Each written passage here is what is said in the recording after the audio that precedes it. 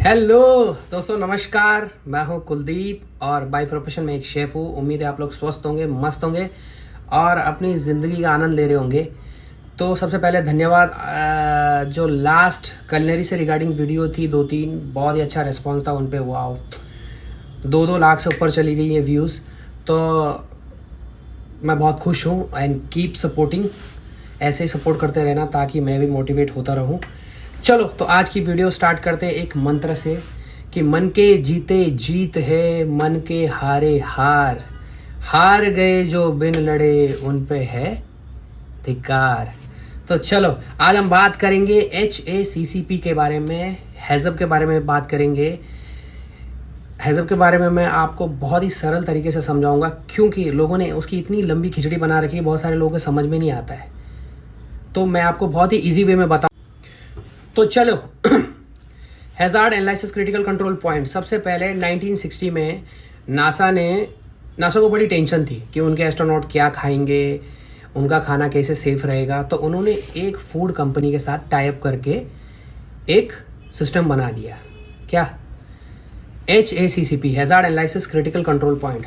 तो hazard analysis critical control point एक food safety management system है। हमारा खाना हर एक स्टेप पे चेक होता है कि हमारा खाना हम कैसे सेफ रखें।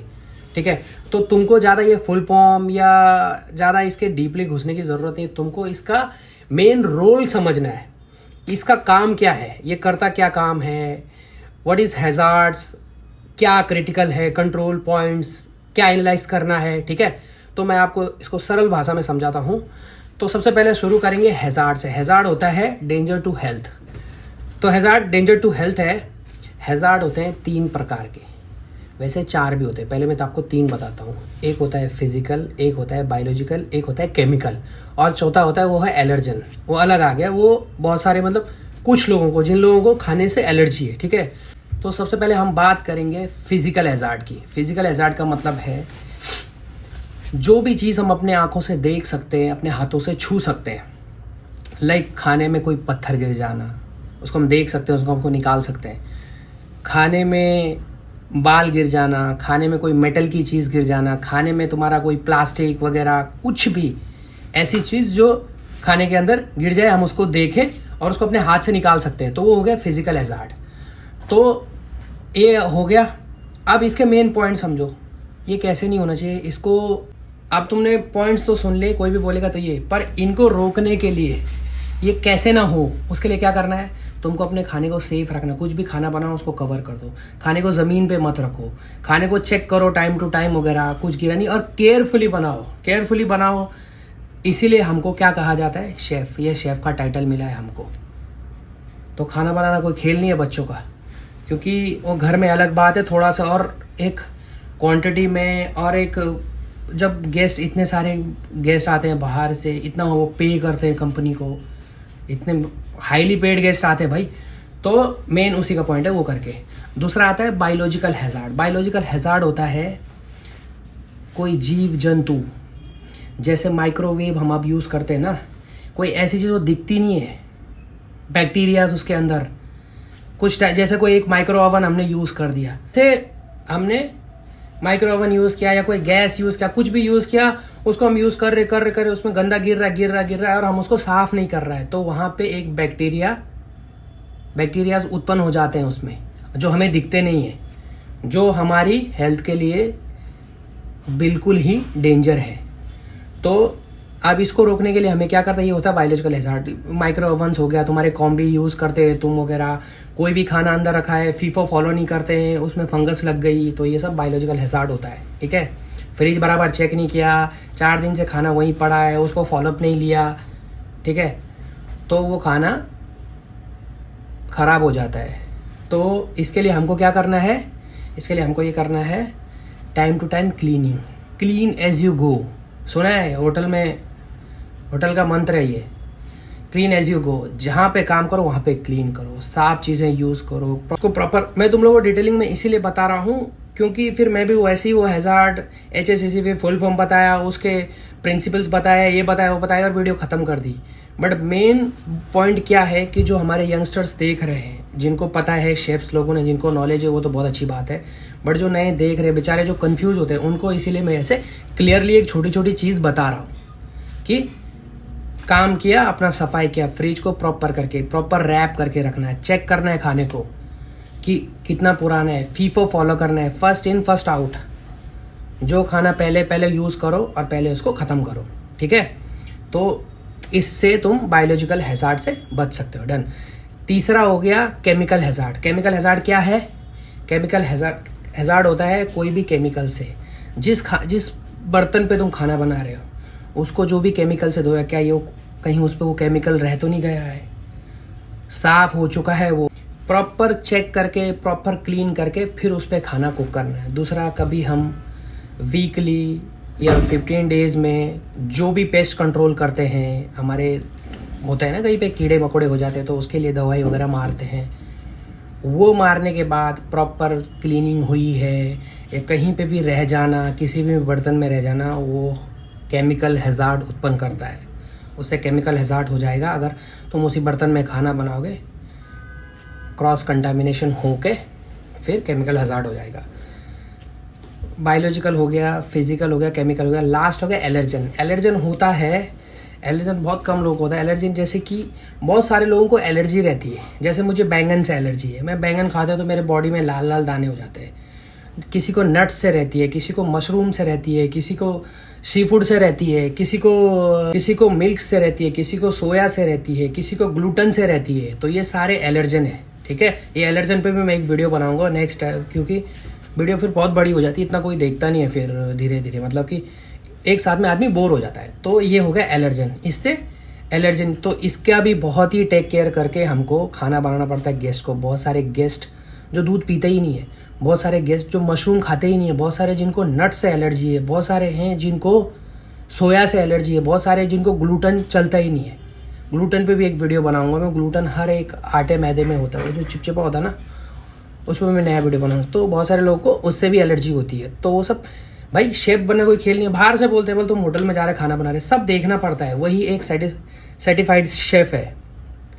बाहर से देखना और बोलना, उसकी भी बहुत स्टडी होती है भाई, बहुत चीज़ें दिमाग में रखनी पड़ती है। और इतनी सफाई हमने अपनी ज़िंदगी में नहीं करी होगी जितनी हम होटल के अंदर रखते हैं, ठीक है। ये हो गया हैजार्ड्स। उसको एनालाइज करना। अब एनालाइज कैसा होगा?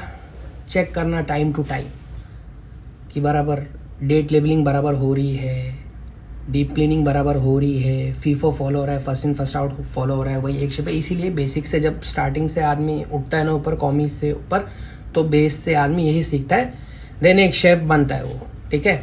तो ये प्रॉपर फ्रिज सेग्रीगेशन हो गया।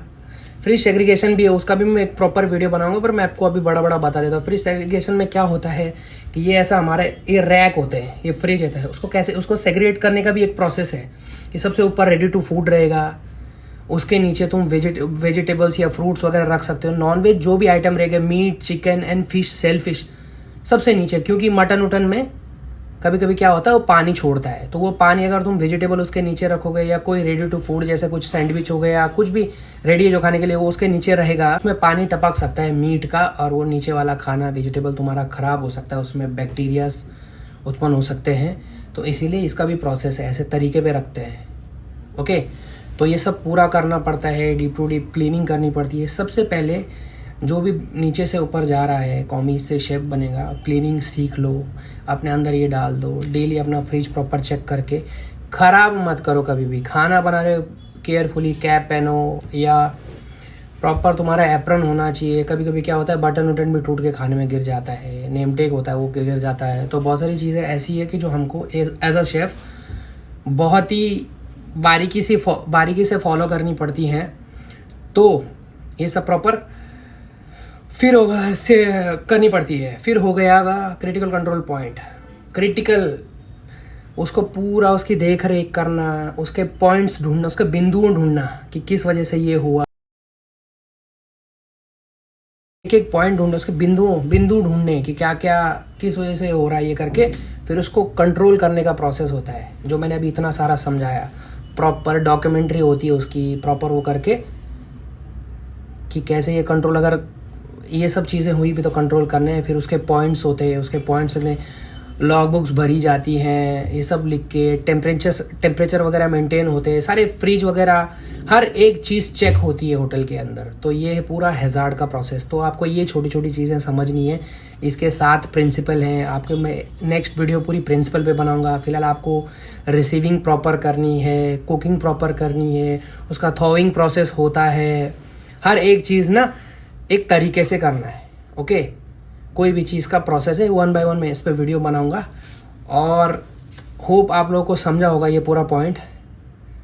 ठीक है, तो ये सारा है। होप आप लोग को समझा होगा अच्छे से। इतना सब स्टडी करना पड़ता है, इतना सब दिमाग में रखना पड़ता है, ये तभी तुम दिमाग पे रख पाओगे।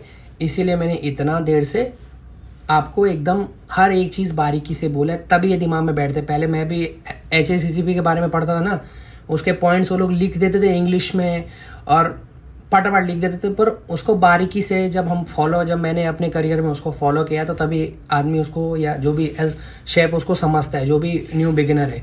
तो आप ये लोग फॉलो करो, यही पूरा हैज़ार्ड का प्रोसेस है। और बाकी जो भी क्रिटिकल कंट्रोल पॉइंट है वो अपर उसमें है, पॉइंट्स लिखे जाते हैं, फिर उसकी लॉग्स वगैरह बनते हैं, बहुत सारी चीज़ें हैं, उसकी डॉक्यूमेंट्री होती है प्रॉपर वो करके, और वो प्रोसेस होता है। ऑडिट में इसका बहुत वो रहता है, रोल रहता है, पूरा चेक होता है प्रॉपर कि कितनी बराबर से टेम्परेचर्स वगैरह भरे हैं, लॉग बुक्स भरी हैं बराबर से, टाइम टू टाइम, पूरी मंथली होती है वो। ओके, सो होप आप लोग को वीडियो पसंद आई होगी। लाइक करें, शेयर करें, मेरे पेज को फॉलो करें, चैनल को सब्सक्राइब करें, और कमेंट में ज़रूर लिखें। कुछ भी पॉइंट मिसिंग होगा तो वो लिखें, कुछ भी पॉइंट आपको समझ नहीं आएगा वो लिखें। और नेक्स्ट वीडियो के लिए प्रिंसिपल मैं इसके बताऊंगा आप लोगों को, और बारीकी से उस पर वीडियो बनाएंगे। ठीक है, तो वो प्रिंसिपल कमेंट में ज़रूर लिखने, हैज़ अ प्रिंसिपल ज़रूर लिखना। ठीक है, मिलते हैं नेक्स्ट वीडियो में, तब तक के लिए bye bye. Thank you so much and keep supporting यार। फॉलो करना ना भूलें, सब्सक्राइब करें, और मिलते हैं हर एक वीडियो में। इसीलिए ज़्यादातर बारीकी से बताता हूँ ताकि जो यंग यूथ है, जो हमारे नए यंगस्टर्स हैं, शेफ़ हैं नए, उन लोग को अच्छे से समझ में आए। बड़ा बड़ा फॉर्म याद करने से कुछ नहीं होता है, तुम लोग को उसके डिटेलिंग में जाना है कि एक्चुअल ये है क्या है। वो लाइन तो कोई भी चिपका देता गूगल से पढ़ के, समझना है उसको, दिमाग में बिठाना है, ताकि तुम वो अपने शेफ लाइफ में अप्लाई कर सको। चलो, थैंक यू, बाय बाय, मिलते हैं नेक्स्ट वीडियो में।